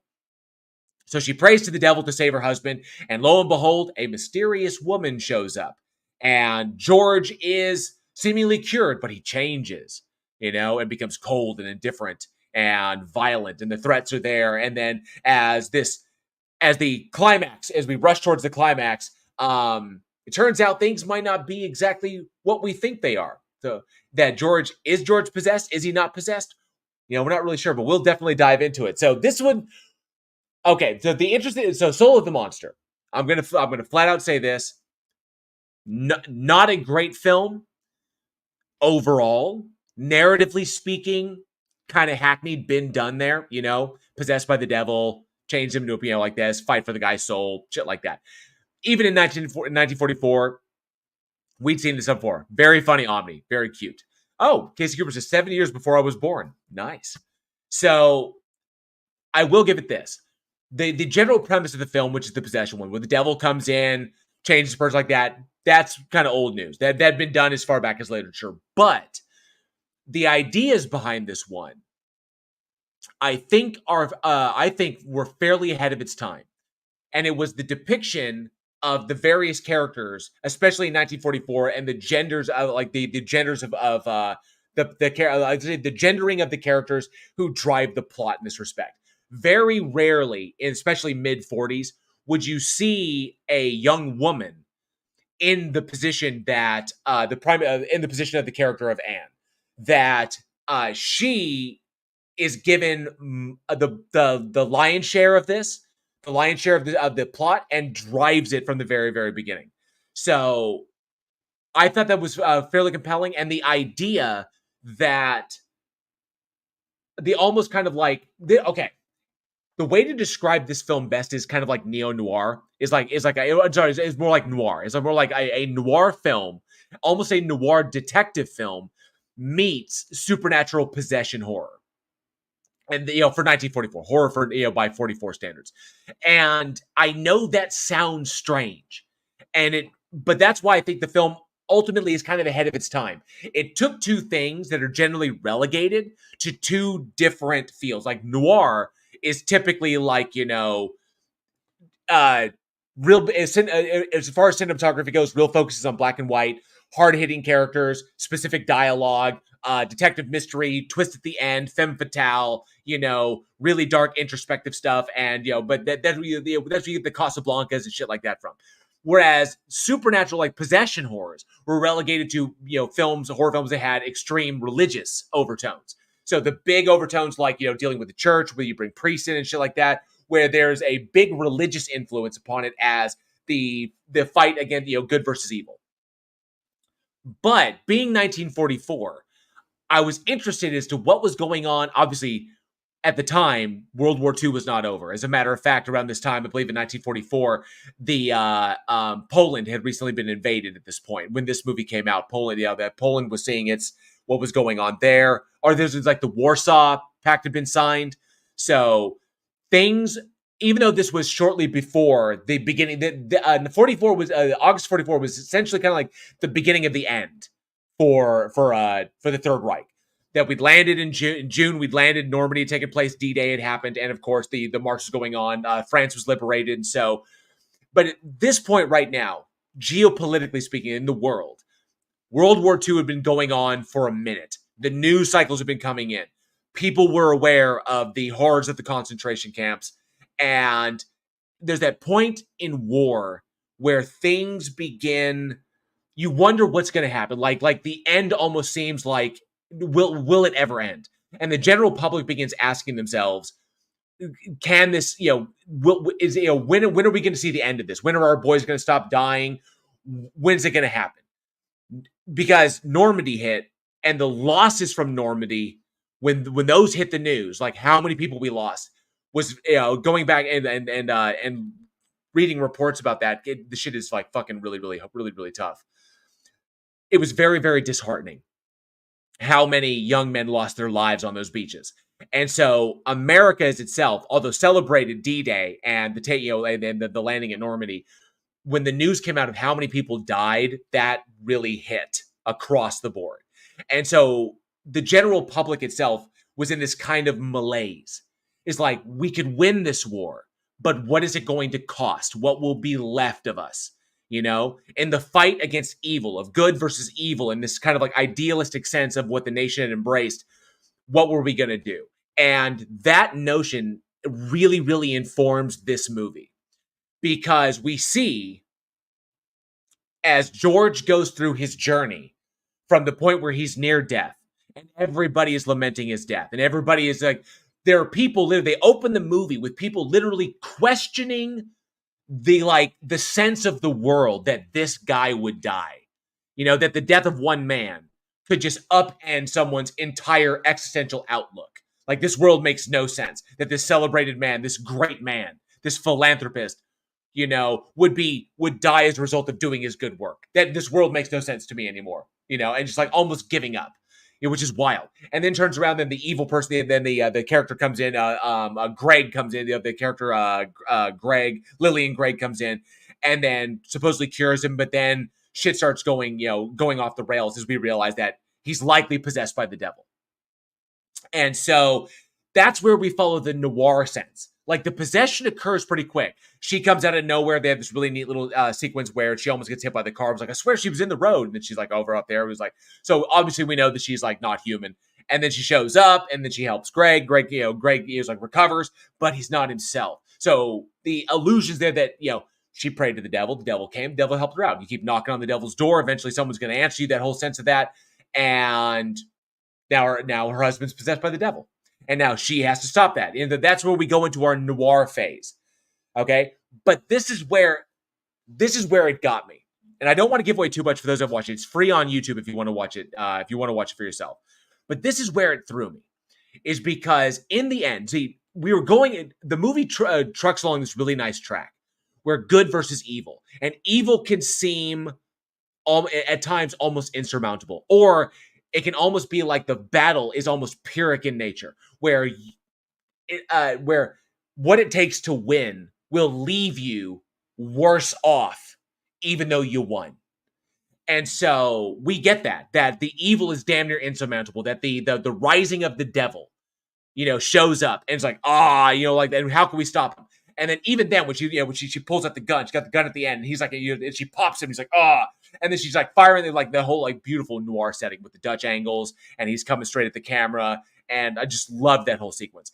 And she goes to kill him, and then but he gets on her, and then he kills her, and so we get this very or pessimistic sense that real true evil cannot be defeated, or the sense that it can't. But instead of taking the film in a direction where they could then show that ultimately her defeat, the reason she died at the end, even after she shot him a bunch of times, that the reason she died was because of some failing of her own. And that it took other individuals to defeat him who were not connected to that in that respect. But they literally undercut themselves by making the whole thing a dream. And I get that. I understand why the screenwriter did this. Why freaking Edward Dean did this. Is because at the time, American audiences had to know, and you see this in a bunch of films that came out in 45, and 44, 43, 44, and 45. You see the big influence of good versus evil, the big influence of good versus evil tropes where the idea of the evil is always bigger in our minds than it is in reality. And that by working together, we can overcome it. And it's never as bad as we think it is. Like, it's bad, but we always make it out to be worse than it actually is. And this idealistic sense that good will always be greater than the evil, that the evil will never triumph. The idea that as big and bad as this whole like satanic figure was, or the great evil in the film was, it was all a dream. Because we tend to make mountains out of molehills when we are in dire straits. When things look down, you never think you're going to be up again. That's the kicker. When you win, it's never enough. When you're down, you never think you're going to be up again. Okay? Like, we can never be satisfied. And the movies like this came out to remind us that we tend to make mountains out of molehills, that we make more things that we give more credit to shit than it deserves. That yes, the Third Reich, World War II, the shit that was going on was this big thing in everybody's mind. And it like, and people needed that release. They needed to be kind of reminded with these notions that, yeah, okay, we can overcome this. That dreams, they don't represent reality. That in our imaginations, we can make monsters out of things that are not so monstrous, or we can almost psych ourselves out for the battle, where it seems like, and no, we need to overcome that. And so putting movies out that reinforced this was a really smart idea, because audience goers at the time, especially, mid 44, really freaking needed it, because that war was just gnarly. And while Soul of a Monster, I think, was ahead of its time for trying to blend noir elements with the religious possession elements, I thought was kind of interesting. It is a fantastic example, though not a great movie in genre, but some interesting stuff in there. But ultimately, I think is a really, really good example of how Hollywood, of the role that Hollywood played at that time, the golden age of Hollywood, 20s, 30s, and 40s. Okay, post World War II Hollywood, it took a turn. The fall of the studio heads, and turning them into these the empires they became that we know today. But towards the end of the golden age of Hollywood, when Hollywood was a place of magic, was a place of dreams, and a place of storytelling, and that these things were, that the product of Hollywood was as important as almost anything else that America produced. That these movies helped society in greater ways than people anticipated, in ways that we knew that the storytellers of the world had a place to tell their stories and put them out there like that. It's a completely different animal than it is today, where the primary mindset of Hollywood is absolute and total monetary, financial self-interest. Okay. Whereas then the art was as important as the money. It was. The two were held hand in hand. Important stories were as important as making money, whereas that is not the case today. Where artists, in my eyes, legitimately had integrity. The vast majority had integrity. The days of like from moving from silence to talkies, in that respect. Oh, Tony Regime, good to see you, bud. The days when Hollywood was the hunting grounds. I can't say that. I can't say that. But in a respect, I mean, despite, all the tales of Hollywood, there was definitely a different mentality. Okay. And the American people recognized that Hollywood served a very, very specific purpose, especially in times of dire need, especially in times of dire straits, when morale was down. Hollywood was the cheerleader that could bring the team back from the brink, by doing what it does best, telling stories that we can relate to. And The Soul of a Monster, I think, does that a little bit differently than a lot of other horror films did out there, where it kind of identifies the soul of America there, especially in such a tumultuous time, and shows how Hollywood worked, or artists worked to kind of bring that back from the brink, which I thought was really, really, it was kind of cool. Other than that, there's really not much to see in this movie. Just kind of a reminder, I think, a slight reminder of how important Hollywood used to be, and maybe how important it could be one day,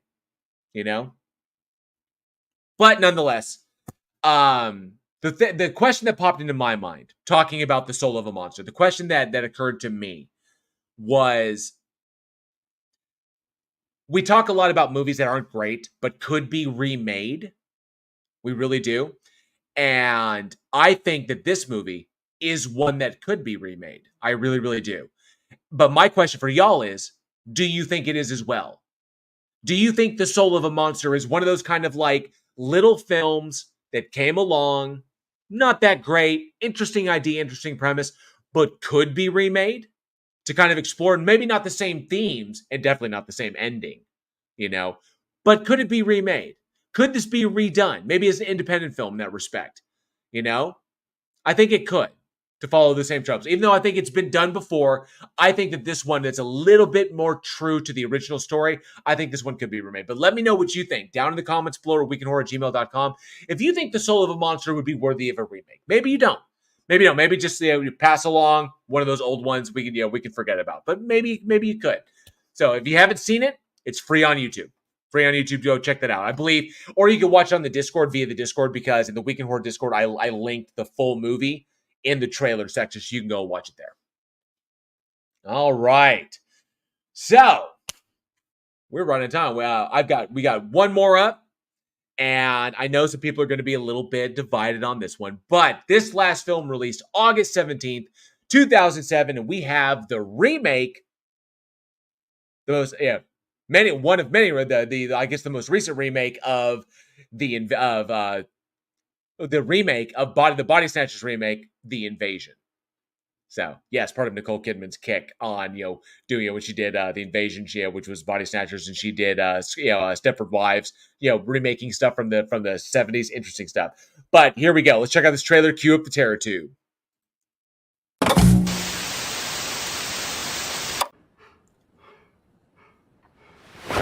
Guilty!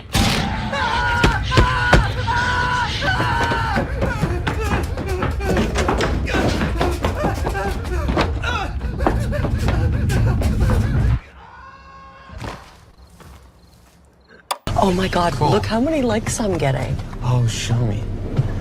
Oh my god! Roll my window up! Roll the window up!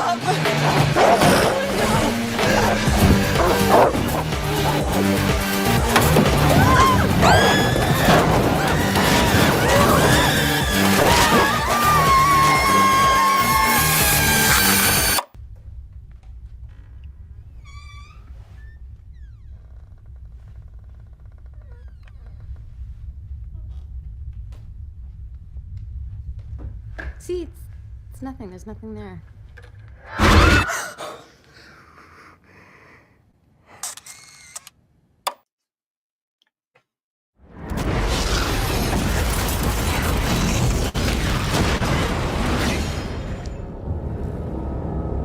A piece came out of the sky. Pieces all over the pasture and in the yard. Why is it important for people not to touch it? It's contaminated. Could be contaminated.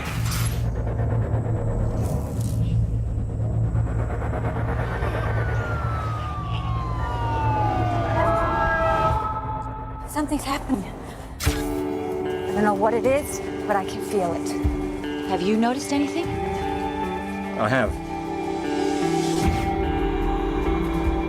I want to help you, but you have to talk to me. My husband is not my husband. What's like the return of Vanessa Cartwright. That was really cool. Imagine a world where human beings cease to be human.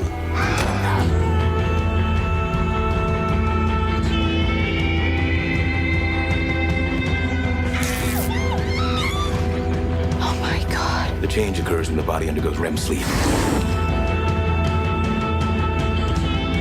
We'll watch each other, make sure we don't fall asleep. You can fool them. What? Don't show emotion. Then they can't tell who's who.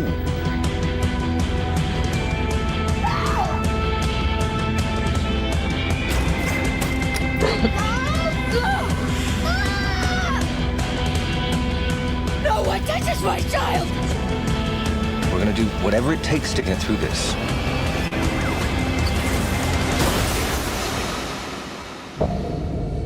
Mom?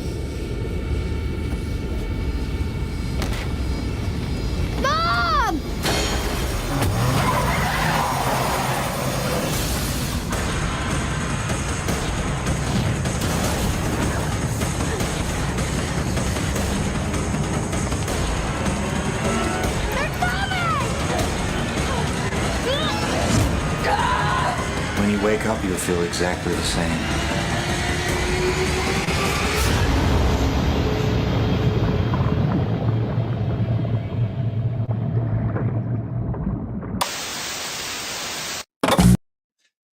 Yes, that was the trailer for The Invasion. Yes, from, as it was pointed out, from Casey Cooper said, from Eugene's favorite decade. Yes, the mid-2000s. The remake, as Travis Brown brings up. So, yes, The Invasion, initially directed by Oliver Hirschbiegel, but reshoots had to be done, and the director brought in on that one, if I remember correctly, was, James McTeague was brought in to do reshoots on that. Not to mention the Wachowskis were also brought in on this one. Screenplay by David Kajganich, based on the Body Snatchers by Jack Finney, and of course starring a wide range. Obviously, this being a big remake, you're going to have a big cast. So starring Nicole Kidman, Daniel Craig, Jeremy Northam, Jeffrey Wright, Veronica Cartwright, who returns from the 78 one with Donald Sutherland, Joseph Sommer, Celia Weston, Roger Rees, Susan Foyd, and Jeff Wincott, and Malin Ackerman in an uncredited role. Remember her from Watchmen. But yes, so the film itself we're familiar with it. We're familiar with the Body Snatchers storyline, where in this particular one, there's a craft or a shuttle crashes from space, brings with it some spores that eventually start infecting everybody and turning everybody into pod people. Nicole Kidman winds up on the run with her son, trying to escape them. And, we pretty much know it from there. Now, this film popped up, and it actually been in development for a number of years before Warner Brothers decided to move forward with it as another adaptation, since the last one was 1978, and so decided to renew it. And of course, Nicole Kidman was going through this period of time where she was taking on roles that were remakes of 70s properties, because she did the Stepford Wives as well around this time, and so Nicole Kidman attached to it, Daniel Craig as well, and this one, unfortunately, falls short in my eyes. Now, I don't know how you can mess up. I mean, actually, no, I do. It would almost seem like you wouldn't be able to mess up a Body Snatchers film, okay? But what they brought to this movie itself was basically turned out a film as soulless as a pod person, There's just there's no guts to this thing. And the fucked up thing is that it's not because we've seen the movie so many times. This is a great story that could be retold time and time again. You could, let a couple decades go by and you could redo it. Body Snatchers, was a good one. That was a very decent remake. The kicker on this one is that this is a sci-fi horror film where there should be an element of body horror as that goes along with the whole identity horror, with the kind of conformity horror. Now, the whole premise behind this thing is the kind of is the McCarthyism inspired, the spread of communism, where they want to steal our identities and make us all just like the one conglomerate kind of thing, like the Red Scare and shit, which would inspire Invasion of the Body Snatchers beforehand, was definitely, the McCarthyism era and the fear of communists everywhere. Now, which is what this is an allegory for. But in this particular one, the elements that make it solid and scary, the elements that make the 78 Donald Sutherland one the absolute classic that it is, the elements that make that movie fantastic are missing from this. In this one, we get a bunch of extremely talented actors. Gotta love Nicole Kidman. Love her so much, in the work she does. Not to mention Daniel Craig, Jeffrey Wright in this one. So many great actors. But in this one, you have the actors themselves trying to make up for the lack of, I would say, the sci-fi horror elements, the body horror elements, trying to make up for the lack of that with their acting. And that makes a very, very disbalanced film in my eyes. That the elements that should make it great are simply not there. And so when we're just I would actually say, taking out the extreme body horror elements that we saw in the 78 version, taking those elements out, this one almost felt very much like a psychological horror, more in line with Stepford Wives. Whereas that horror was all about the women being replaced by robots. That horror was more of a kind of internalized psychological horror. how much of you is there, how much of you is not. Like, what are they actually, copying or replacing? And so that's what got me. So that doesn't, and while that may work for the Stepford Wives, it doesn't work for this one. And see, with the Stepford Wives remake, they made the exact same mistake again. Instead of doubling down on the things that made that movie scary, they took that in a direction in order to contemporize that horror and reflect identity politics as they existed at that time, which don't work.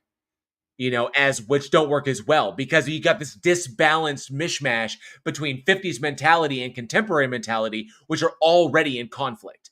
And so they try to like smooth that out, kind of like iron that out between them. It doesn't work. Same thing occurs with this one. That being said, the movie is well acted. Nicole, Nick Kidman is serviceable. Daniel Craig is just, honestly kind of there.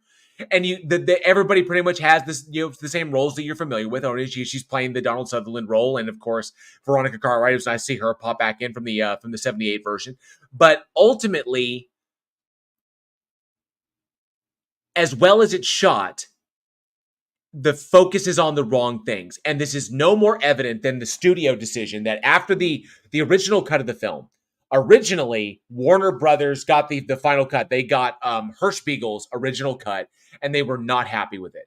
And from what everybody said from production diaries and from reports, that Hirschspiegel's cut of the movie was more in line with Finney's version, with almost like the 1958.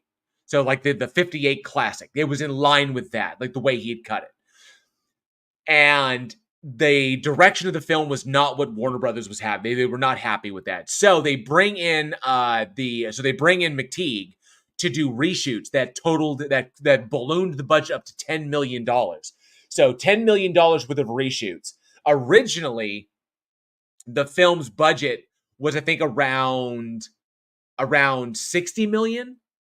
I think it was about 60. I think that this was a $60 million film, and then ballooned up to somewhere north of somewhere around $100 million by the time all was said and done.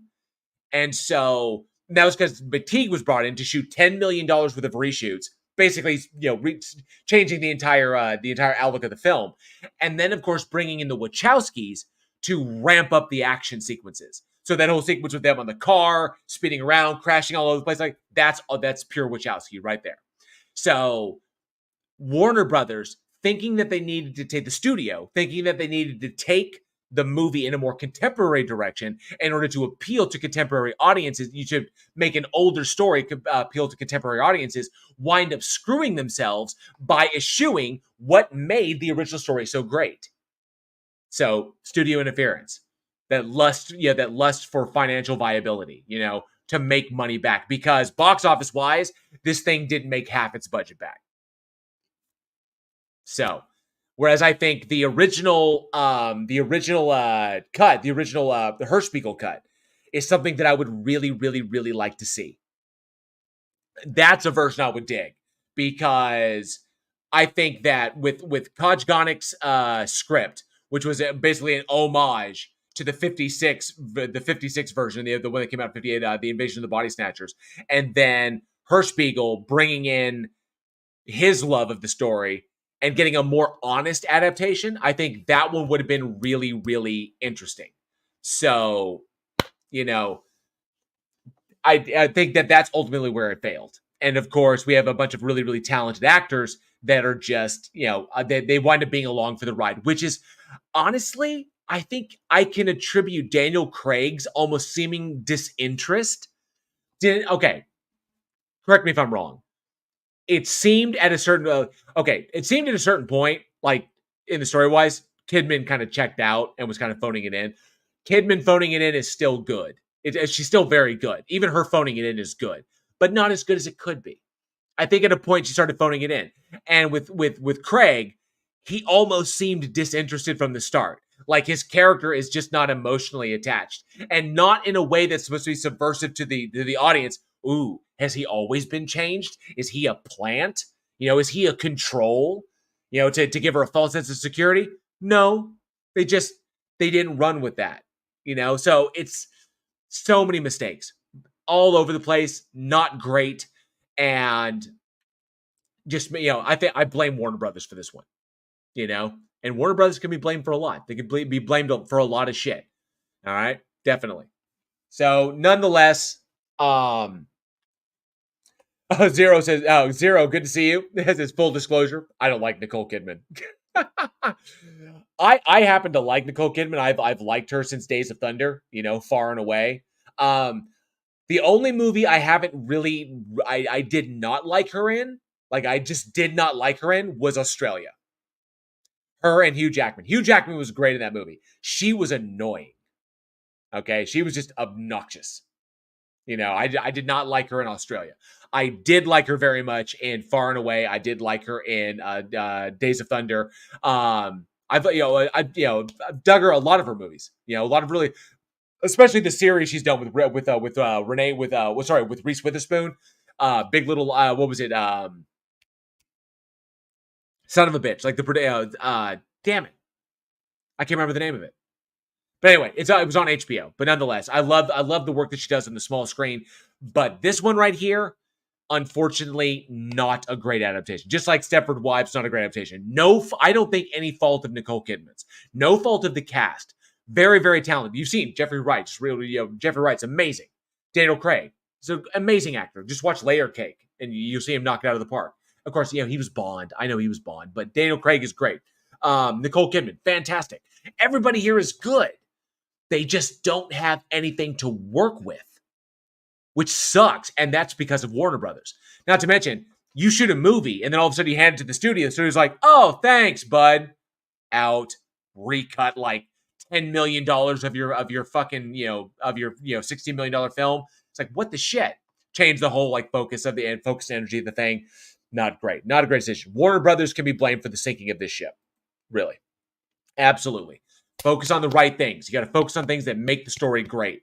You focus on the stuff that Finney intended you to focus on. Focus on the stuff that Donald Sutherland, Veronica Cartwright, and freaking the amazing actors in the 78 version. Okay, focus on that stuff. Where the sci-fi body horror elements.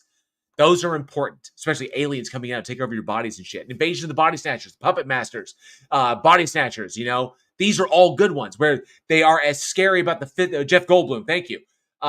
They're as scary in the physical as they are in the mind. So we need that. In this one, we just don't get it. We get that goofy scene where they're all kind of grayish and shit. And just what? Come on, really? In a post-Ring world, that's supposed to be scary? I don't think so. So either way, so I will say this. The 33 and a third version, I like that. So I will say this. Invasion of the Body Snatchers. Okay? Fantastic story. Been adapted 2 times before this, and both to great effect. I enjoyed the lower budget Body Snatchers one. I enjoyed, what was it? I enjoyed the original one. Okay? With, son of a bitch. What was his name? I totally spaced on his name. And it's one of my favorites. 1956. Fucking Kevin McCarthy. Thank you. Kevin McCarthy. I enjoyed the Kevin McCarthy one. I enjoyed the Donald Sutherland one. I enjoyed the third one that came out, Body Snatchers. I like that one. So the kicker on this film came out in 2007. It is now 2024. So 2007 to 2024. And we haven't seen a Body Snatchers remake yet. Left-Handed Jedi, that is an easy question. It says The Thing versus Body Snatchers. Who wins? The Thing does, because The Thing is cellular.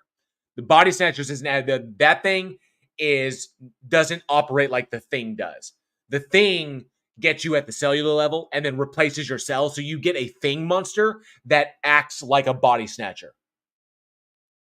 So that's why depending upon environmental conditions, The Thing would beat the Blob, because The Thing would eat the blob cells and then become blob cells themselves.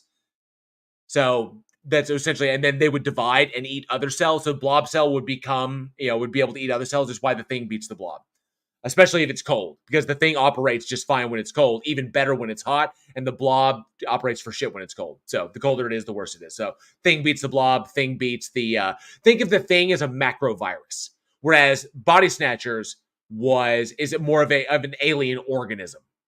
So it's just like a physical organism, whereas The Thing is actually a macro virus. So that's the kicker right there.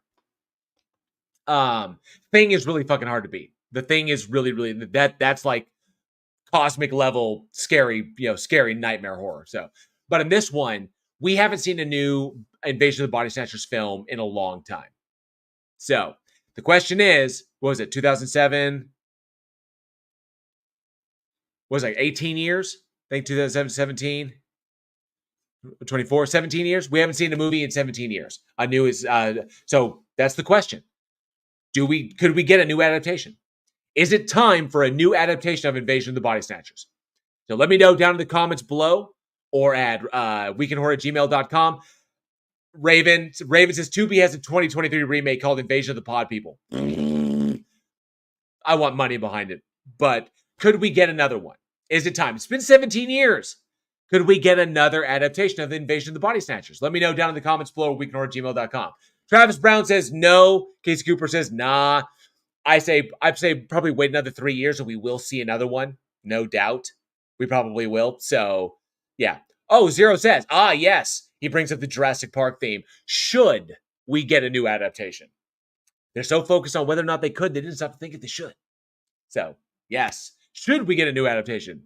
Maybe not. But I have no doubt that we probably will. It's 17 years. We'll probably get one another 3. So, most likely. But let us know. Let us know your thoughts on that. Or if we should just stop while we're ahead. Stop on the Nicole Kidman one and we're good to go and we're done. All right. Well, we have arrived. It is that time. Y'all know what time it is. It's trivia time. Yes, that's just for you, Raven Darkstar.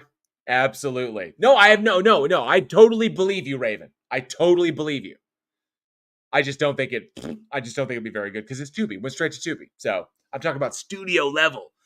Blumhouse, Invasion of the Body Snatchers. A24, Invasion of the Body Snatchers. That's some shit I want to see. So yes, it is trivia time. Now this trivia question is a little bit interesting because it's not so horror related. Well, it's kind of horror related. So get those Google fingers ready because it's trivia time. And the first person in the live chat, I've got you pulled up right here. First person in the live chat with the correct answer wins a special item from the Week in Horror store. And thank you to everybody out there who's won prizes that are arriving. Thank you, Teespring, for finally getting your shit together and putting those up in the Show Your Swag channel on the Week in Horror Discord because those look really, all that stuff looks really cool. So be the first person with the correct answer in the live chat. You win a special item from the Week in Horror store. Tonight's trivia question is, get those Google fingers ready. Gotta make sure I enunciate well. The 2,000-foot tower in Fall is based on the real KXTV KOVR tower, which holds what rank in the top 10 tallest structures to ever exist on land? The 2,000-foot tall tower in Fall is based on the very real KXTV KOVR tower, which holds what rank in the top 10 tallest structures to ever exist on land? Put your answer in the first correct answer in the live chat gets a special item for the Week in Horror store. Left-handed Jedi says 5th. No, it was not. Extra J says 3rd. No, it was not. Tony Regime says 9th. No, it was not. Just keep guessing, Extra J says number 1. It was not. It's not number 1. Burj Khalifa is number 1. I'll tell you that. Dib is it with 7th. Yes. Number 7. The tower in Fall. Were the tower in Fall to exist, it would be the 7th tallest structure to have ever existed on land, being a structure built by human beings. So the 7th tallest structure on land is what the tower in Fall was built off of. So the KXTV KOVR radio broadcast tower. Tall as shit, over 2,000 feet tall. So really intense stuff. So yes, number 7, remember it was in the key, to ever exist on land. Because there was one structure that is technically taller than it, but it's technically an oil rig, it's in the ocean. So on land, it is the 7th. But, if you include the one in the ocean, it becomes the 8th. So, oh well. But there you go. Congratulations, Dib. I have got your name down. We will get that printed and shipped to you ASAP. Well freaking done. Congratulations. Dib, if we need to update your shipping information, you can email that to me at weekinhorror@gmail.com, or you can message me directly via Discord. Just make sure that we have your just to make sure we have your updated shipping details and we can make sure that gets to you ASAP. So congratulations once again. And that, Horror Fiends, is going to conclude this episode of the Week in Horror podcast. Yeah, thank you all so much for joining us. We truly hope you enjoyed the show. And if you did, smash that like and subscribe button. And be sure to hit that bell so that you never miss a future episode. Join us next week when we look back at the visual effects heavy remake, Piranha 3D, the groundbreaking and near perfect superhero horror, Blade, the terrifying legend of the Dyatlov Pass incident, Devil's Pass, and Sam Raimi's savagely original superhero effort, Darkman. Be sure to check out Josh Olsen's store at badsamurai.store. He does all the awesome artwork you see all over our merchandise, which you can find over at Teespring. And for more from Week in Horror, check out all the bloody links that are down in the description. You can follow us on the socials for your daily splatter, which is your daily horror recommendation. Join the Discord for watch parties, big announcements, all kinds of horror shenanigans, and support the show through channel memberships, super chats, super thanks, PayPal, or even through our Patreon. For as little as $1 a month, you can help support this. What are you waiting for? Join us! And as always, I want to thank each and every single one of you in the live chat for being the greatest audience a horror film podcast could possibly have. Thank you all so much. I've been your host, JL. We will see you all next week. And as always, stay scared.